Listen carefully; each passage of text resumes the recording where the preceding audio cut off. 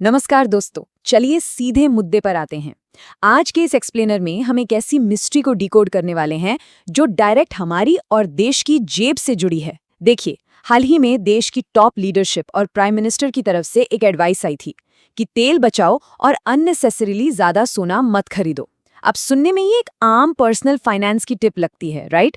लेकिन सच कहूं तो इसके पीछे एक बहुत बड़ा, बहुत गहरा इकोनॉमिक लॉजिक है। आज हम इसी पूरे चक्रव्यूह को स्टेप बाय स्टेप समझेंगे। पर हाँ, इस सेंट्रल इकोनॉमिक मिस्ट्री को पूरी तरह से अनबॉक्स करने से पहले मेरी एक छोटी सी रिक्वेस्ट है। अगर ऐसे फैक्ट बेस्ड और इन डेप्थ इकोनॉमिक विश्लेषण पसंद आते हैं तो अभी स्टोरी ऑफ इंडिया चैनल को सब्सक्राइब जरूर कर लें। ये हमें ऐसे ही कॉम्प्लेक्स टॉपिक्स को सिंपल लैंग्वेज में आप सब तक लाने में बहुत मदद करता है। Okay, let's dive into this. जब देश के प्राइम मिनिस्टर खुद बार बार कह रहे हैं कि ऑयल की खपत कम करनी चाहिए और गोल्ड थोड़ा कम खरीदना चाहिए, तो दिमाग में ये सवाल आना बिल्कुल लाजमी है कि आखिर चल क्या रहा है। क्या सच में इंडिया की इकोनॉमी किसी दबाव में है, या फिर इसके पीछे नेशनल वॉलेट और ग्लोबल मार्केट्स को हैंडल करने की कोई बहुत बड़ी मास्टर स्ट्रैटेजी है? सच तो ये है कि इस एडवाइस को सिर्फ एक सुझाव नहीं बल्कि एक सीरियस इकोनॉमिक वार्निंग के रूप में भी देखा जा रहा है। अब इस पहेली को सुलझाने के लिए सबसे पहले हमें फॉरेन एक्सचेंज रिजर्व को समझना होगा। इसको ऐसे समझिए जैसे ये देश का मेन वॉलेट है। जब भी हमारा देश बाहर से कोई चीज़ इंपोर्ट करता है तो उसकी पेमेंट रुपीस में नहीं होती, वो ग्लोबली एक्सेप्टेड करेंसी यानी ज़्यादातर US डॉलर्स में होती है। ये रिजर्व्स एक्चुअली देश की आर्थिक ताकत का सबूत होते हैं, और यही रिजर्व्स आजकल दो बड़े सस्पेक्ट्स की वजह से काफ़ी प्रेशर में हैं। तो आते हैं हमारे पहले सस्पेक्ट पर, जो है ऑयल इंपोर्ट का भारी बोझ। देखिए, इंडिया दुनिया के सबसे बड़े ऑयल इंपोर्टिंग कंट्रीज में आता है। इसका सीधा सा मतलब ये है कि जो पेट्रोल, डीजल या क्रूड ऑयल रोजमर्रा की जिंदगी में यूज होता है उसका एक बहुत बड़ा हिस्सा देश के बाहर से मंगवाना पड़ता है। और ऑब्वियसली ये सब मुफ्त तो आता नहीं है। What's really interesting about this slide is कि यहाँ हमें एक पूरा डोमिनो इफेक्ट देखने को मिलता है। देखिए कैसे एक चीज दूसरी से कनेक्ट होती है। जैसे ही इंटरनेशनल मार्केट में ऑयल महंगा होता है, इंडिया को बिलियंस ऑफ एक्स्ट्रा डॉलर्स चुकाने पड़ते हैं। इसका डायरेक्ट असर डोमेस्टिक मार्केट पर होता है, यानी पेट्रोल डीजल महंगा। अब फ्यूल महंगा होगा तो किसान की सब्जी या फैक्ट्री का सामान मार्केट तक लाने का ट्रांसपोर्ट कॉस्ट नेचुरली बढ़ेगा। ट्रांसपोर्ट महंगा तो खाना महंगा, और अल्टीमेटली सबका रिजल्ट क्या होता है? महंगाई यानी इन्फ्लेशन बढ़ती है और देश का वो फॉरेन एक्सचेंज तेजी से गिरने लगता है। It's literally a chain reaction.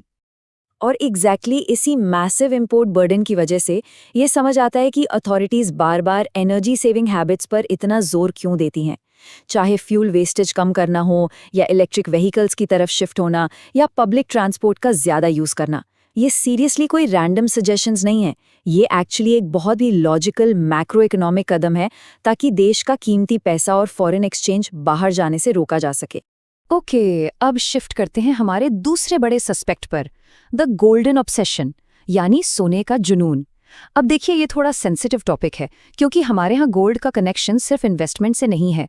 लेकिन जब बात मैक्रो इकोनॉमिक्स और देश की आर्थिक स्थिति की आती है तो ये गोल्ड का जुनून एक बहुत बड़ी रुकावट बन जाता है। कहा जाता है कि इंडिया में गोल्ड सिर्फ ज्वेलरी नहीं, एक इमोशन है, और ये 100% सच है। शादी, फेस्टिवल्स या फ्यूचर सिक्योरिटी की बात हो, गोल्ड हमेशा प्रायोरिटी होता है। पर इस इमोशन की एक बड़ी हार्श इकोनॉमिक रियलिटी भी है। रियलिटी ये है कि इंडिया में इसकी डिमांड इतनी ज़्यादा है और खुद की प्रोडक्शन उतनी है नहीं, तो इस डिमांड को पूरा करने के लिए टन्स और टन्स गोल्ड बाहर से इंपोर्ट करना पड़ता है। और जैसा हमने पहले डिस्कस किया, इंपोर्ट मतलब देश का डॉलर बाहर। एट दिस ब्रिलियंटली इलिस्ट्रेट्स कि असली आर्थिक फ्रिक्शन कहाँ पर है। एक तरफ है फिजिकल गोल्ड, मतलब सोना खरीदा और लॉकर में रख दिया, अब वो बस वहां पड़ा हुआ है। ना वो कोई नई जॉब्स क्रिएट कर रहा है, ना उससे कोई फैक्ट्री लग रही है। इसे इकोनॉमिक्स की भाषा में डेड कैपिटल कहते हैं। वहीं दूसरी तरफ अगर हम प्रोडक्टिव इन्वेस्टमेंट्स को देखें, जैसे म्यूचुअल फंड्स या डायरेक्ट मैन्युफैक्चरिंग में पैसा लगाना, तो ये पैसा इकोनॉमी में एक्टिवली घूमता है। बिजनेसेस ग्रो होते हैं, लोगों को जॉब्स मिलती हैं, और नेचुरली पूरे देश की इकोनॉमिक ग्रोथ बूस्ट होती है। यही एग्जैक्ट रीजन है कि आजकल फाइनेंशियल स्ट्रैटेजीज उन ऑल्टरनेटिव्स को जोर शोर से प्रमोट कर रही हैं जो इस डेड कैपिटल वाली प्रॉब्लम को सॉल्व करें, जिसमें एक बड़ा नाम है सॉवरेन गोल्ड बॉन्ड्स। ये टेक्निकली एक मास्टर स्ट्रोक है। इसमें लोगों को गोल्ड में इन्वेस्ट करने का मौका भी मिल जाता है और एक्चुअल फिजिकल गोल्ड इंपोर्ट भी नहीं करना पड़ता। निवेशक को गोल्ड के प्राइस बढ़ने का पूरा फायदा मिलता है और देश का डॉलर भी सेफ रहता है। लिटरली एक विन विन सिचुएशन। तो अब तक हमने माइक्रो लेवल हैबिट्स को समझ लिया, जैसे सोना खरीदना और फ्यूल यूज करना। लेकिन इन सब से एक बहुत क्रिटिकल सवाल उठता है। क्या इस सब का मतलब ये है कि हमारी फास्ट ग्रोइंग इंडियन इकोनॉमी, जो इंपोर्ट्स पर इतनी ज्यादा डिपेंड करती है, सच में किसी खतरे में है? चलिए इसको थोड़ा ब्रॉडर मैक्रो व्यू से देखते हैं। देखिए, अगर फिजिकल गोल्ड और इंपोर्टेड ऑयल पर निर्भरता ऐसे ही लगातार बढ़ती रही ना, तो इसके सीवियर मैक्रो इकोनॉमिक रिस्क हो सकते हैं। पहला रिस्क, रूपी का कमजोर होना। दूसरा, ट्रेड डेफिसिट का बढ़ना, मतलब हम बेच कम रहे हैं और बाहर से खरीद ज्यादा रहे हैं। तीसरा, ऐसी महंगाई जो कंट्रोल से बाहर हो जाए।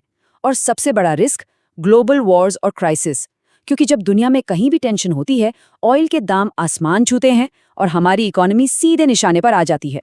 So the crucial point is कि घबराने जैसी कोई बात नहीं है।